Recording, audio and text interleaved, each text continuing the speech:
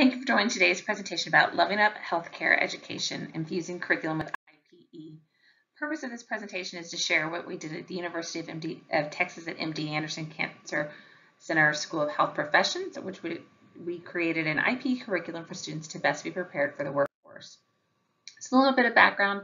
Our QEP is called Project Teams. Its goal is to develop undergraduates' knowledge, skills, and behaviors to work effectively in interprofessional healthcare teams. And we focused on 3 student learning outcomes: ethics, roles and responsibilities, and teamwork. We have an IPE student pathway, which begins with the student's orientation and works its way throughout the student's career with us, and ending with an interdisciplinary case study event with all seniors. So our first major project that I want to talk to you about are student events.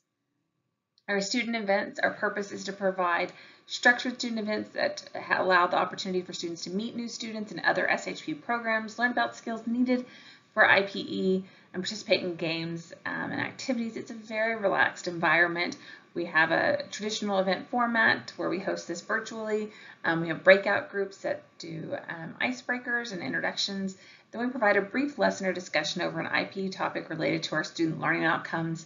We have a game or activity, and then we have a student perception survey at the end. So in 2021-2022, we held 4 events total, 2 each semester. Overall, the students' surveys for how helpful the event was to introducing IPE, we were really proud of the survey responses.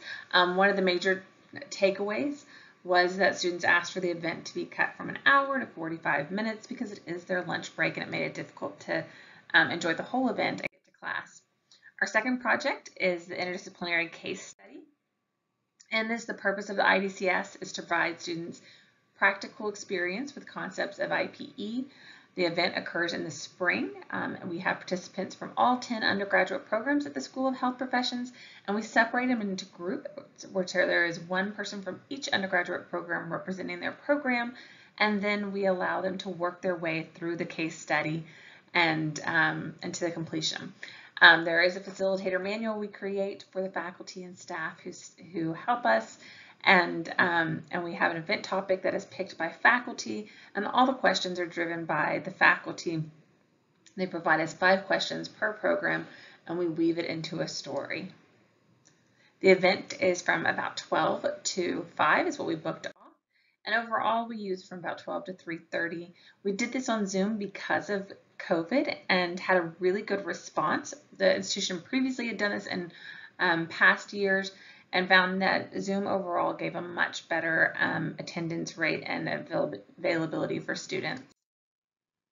And next, I want to talk about our third major project, which is our IPE Leadership Academy. This is for all students who are entering their senior year. Upon completion of the academy, they'll receive a certificate of completion.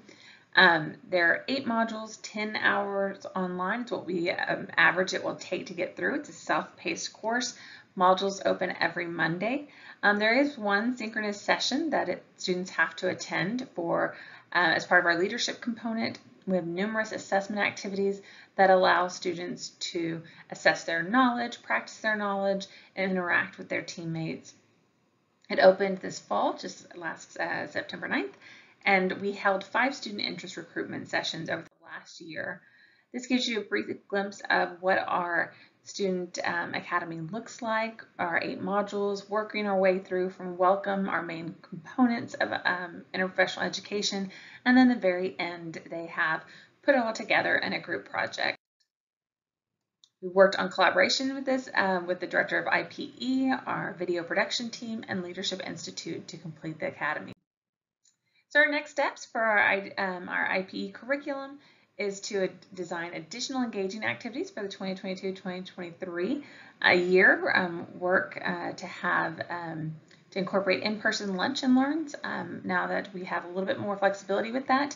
We're developing the spring 2023 IDCS as we speak, and we're also looking to expand this activity to the junior class because we did have so much success with the senior class last year. And then, as I just mentioned, we just kicked off our IPE Leadership Academy. Thank you very much.